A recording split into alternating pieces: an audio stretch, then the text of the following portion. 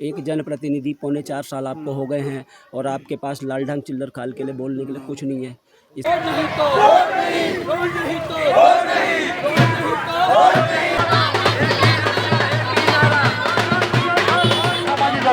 पड़ोसियों के घर में पैदा हो तो जय बद्री विशाल। साथियों नमस्कार। तो इस समय मैं देख रहा हूँ, मेरे पीछे आप देख रहे हैं, मैं बिल्कुल कहाँ पहुँच गया, रोखड़। ये है चिल्लर खाल लाल ढंग। तो अभी लगभग 4 बज रहे हैं और लाल ढंग जा रहे हैं हम। अभी हमारे साथ बीजी भी हैं, जनता की आवाज़ प्रवीण थापा जी हैं, जो वो कोटद्वार पहुँच गए हैं और वहीं जा रहे हैं। वहाँ एक कार्यक्रम है, वहीं जा रहे हैं।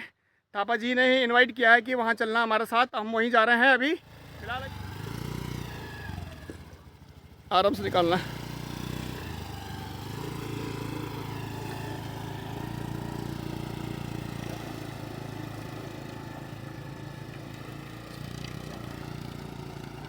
रुको, आराम से निकालो, आराम से।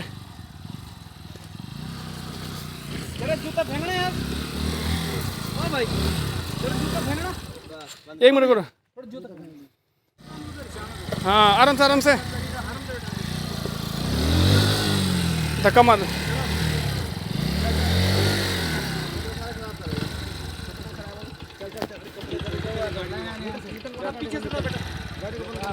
गाड़ी बंद कर दो, गाड़ी बंद कर दो। ये देखो भाई, अब यहाँ तक इन्होंने ऐसे ही शोपीस बना के रखा हुआ है। यहाँ ये छोड़ा हुआ है, ये किस काम का भाई? करोड़ों रुपए इसमें खर्च हुए, अब ऐसे ही निकाल रहे हैं। देखो रिस्क पे, ये देख रहे हैं आप। कुछ भाई लोग उधर से आ रहे हैं, ये देखिए।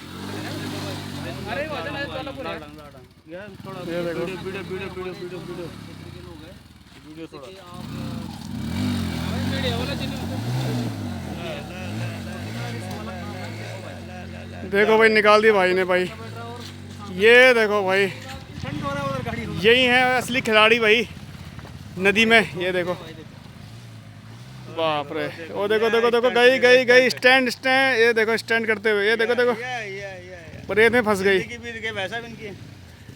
सही बात। चलिए,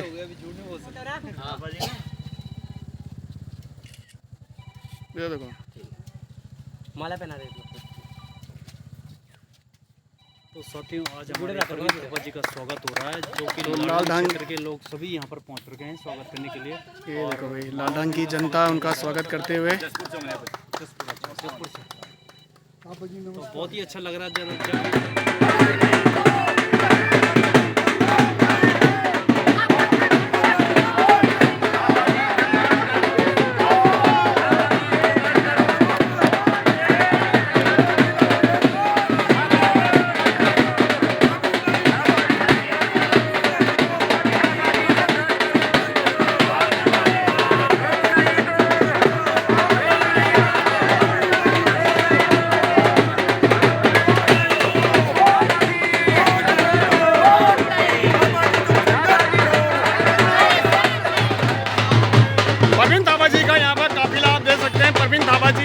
जोरदार स्वागत किया जा रहा है लाल ढंग क्षेत्र की जनता द्वारा। ये देखिए, और पूरी जनता, लाल ढंग की जनता इस समय सड़क में और उनका जोरदार स्वागत करती हुए।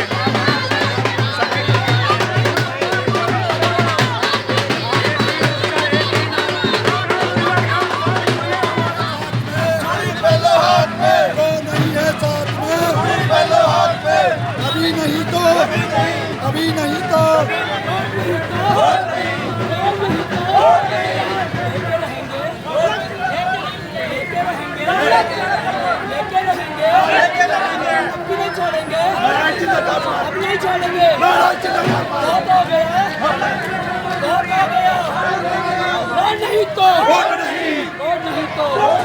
ये देखिए, सबके जुबान पर एक ही लक्ष्य, एक ही नारा है कि लाल ढंग चिल्लाखाल मोटर मार्ग बने हमारा।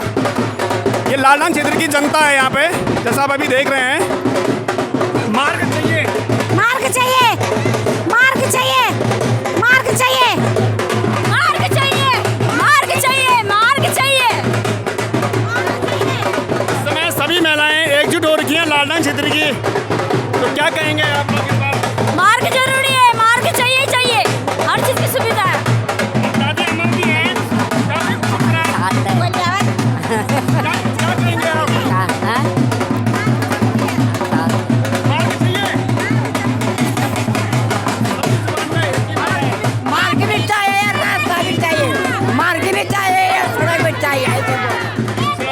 मार के बिठाया।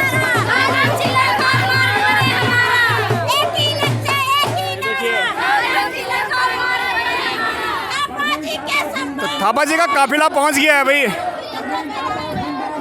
जैसा आप देख रहे हैं।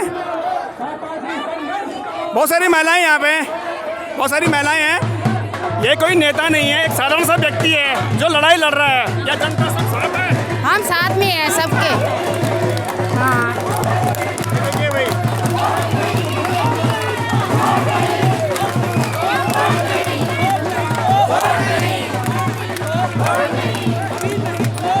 देखिए भाई,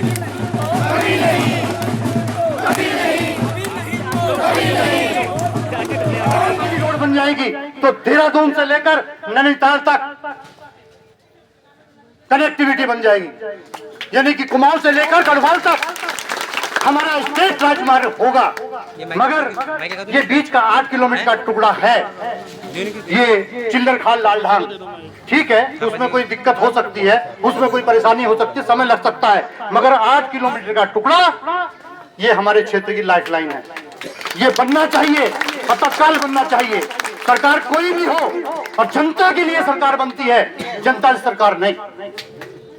आज बड़े खेत का विषय है कि हमारे जनप्रतिनिधि प्रयास कर रहे हैं, मगर वो प्रयास धरातल में चलता हुआ दिखाई नहीं दे रहा है। मैं बधाई देता हूं इस मंच के माध्यम से थापा जी को कि उन्होंने इस लड़ाई को व्यक्तिगत रूप से लिया और उनके मन में एक वेदना पैदा हुई कि इस लड़ाई को लड़ने के लिए चाहे मुझे किसी भी हद तक जाना पड़े, वो कोटद्वार से लेकर देहरादून दिल्ली तक पैदल गए 11 दिनों में, उसके लिए वो बधाई के पात्र हैं। और जो जगह उन्होंने क्षेत्र की जनता के मन में बनाई है वो एक अमिट छाप छोड़ दी उस चीज ने। आपने देखा होगा कि हमारे छोटे छोटे मसलों के लिए हम लोगों को आंदोलन, धरना, प्रदर्शन करना पड़ता है। ये प्रजातंत्र में बड़ी शर्म की बात है, चाहे वो बिजली का मसला हो, पानी का मसला हो, सड़क का मसला हो, स्वास्थ्य का मसला हो, और आज वो कंडी रोड का मसला हो। इन सब मसलों के लिए यदि जनता को सड़क पर उतरना पड़ रहा है तो ये बड़े शर्म की बात है। नोट करें मेरी बात को। और ये दलगत राजनीति तो ऊपर उठ के बात है।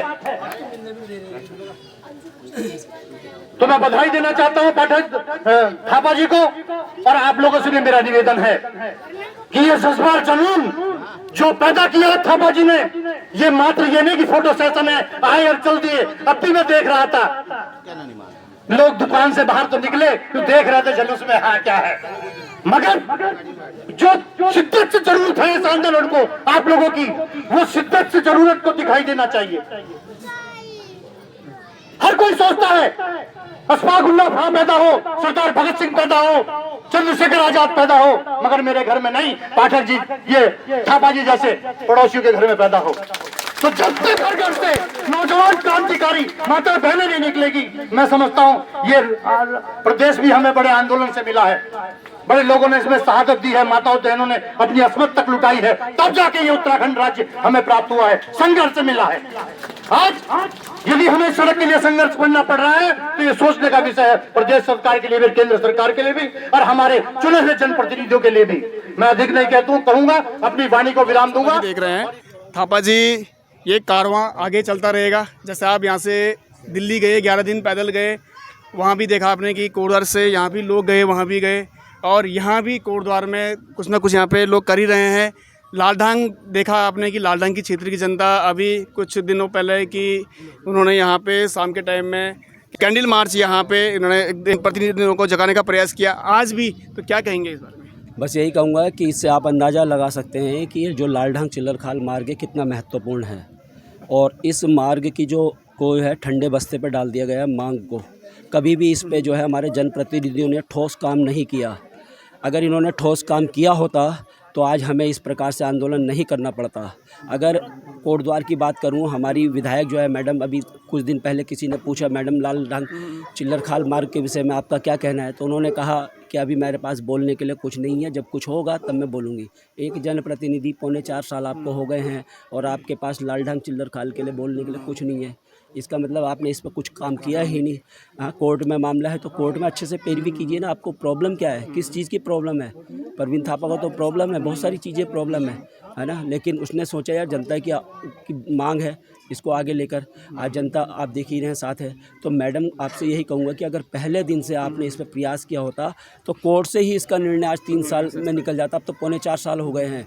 और फिर दूसरी बात है, आप केंद्र के नेताओं से मिलती, आज अमित शाह जी से मिलती, नरेंद्र मोदी जी से मिलती, आप राजनाथ सिंह जी से मिलती, आप गडकरी जी से जो है राष्ट्रीय राजमार्ग मंत्री हैं उनसे मिलती। उन्होंने तो 2017 में कहा भी था कि आप हरक सिंह रावत जी को जिता दीजिए, मैं ये रोड बना दूंगा। तो आपने उनको भी वादा याद दिलाना था। और केंद्र पे भी कुछ पावर्स होती हैं जिसके अकॉर्डिंग वो इस 8 किलोमीटर का ये बहुत बड़ा पेच नहीं है, लेकिन इससे पूरा विकास रुका हुआ है। हमारे बच्चे कहीं जा नहीं पा रहे हैं, लालढांग वाले इधर नहीं आ रहे हैं। लालढांग वाले कहते हैं कि हमारा और गढ़वाल का रोटी बेटी का संबंध है। देखिए एक है ना, यहाँ पर हो गए कुछ, वहाँ पर हो गए, इस प्रकार से आपने बिल्कुल अलग थलग कर दिया आपने लोगों को। ये क्या है? आपको काम करना चाहिए था, आपने काम नहीं किया है। और अभी भी आपके पास समय है, अभी भी 1 साल है, अगर 1.5 साल है उसमें से कुछ महीने आपके आचार संहिता में लगेंगे। अभी भी आज भी आप इस पर लग जाइए। लालढांग की जनता पूरी एकजुट हो रखी है, कोटद्वार की जनता भी आधी जनता है। क्या अब समय आ गया है पूरी कोटद्वार और लालढांग को एकजुट होने का? देखिए उत्तराखंड बने हुए 25 वर्ष हो गए हैं, अब 25 साल हो गए, तो मुझे लग रहा है कि इस बार कुछ 25 साल तो कुछ ना कुछ जनता त्रस्त हो गई है। जनता ने यही सोचा था यार उत्तराखंड बना है, हमारे अपने लोग होंगे, हमारे अपने नेता होंगे, हमारी समस्याओं को अच्छी तरह से जानते समझते होंगे, काम करेंगे। लेकिन ऐसा नहीं हुआ। उत्तराखंड में कुछ नहीं है, रोज़गार नहीं है, दिल रोता है ना। मैं सोचता हूँ, और ये मेरा सिर्फ जो है एक, जब मैंने नजीबाबाद वाला जो मार्ग जब बंद हुआ था ना, मैंने दिन भर खबरें, मैंने कहा यार कोटद्वार तो हमारा एक टापू बन के रह गया है, क्या है कोटद्वार। तो मैंने सोचा यार कुछ करता हूँ।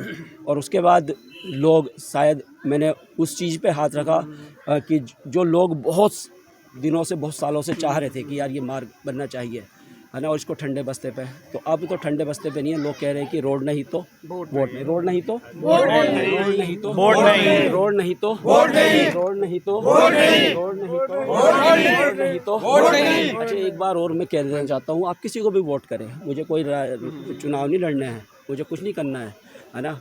किसी को भी वोट करें, मुझे उससे मतलब नहीं है। लेकिन अगर आप चाहते हैं कि कोटद्वार गढ़वाल का विकास हो, लालढांग का विकास हो, तो आप एक होके आ जाइए, बिल्कुल आ जाइए आप।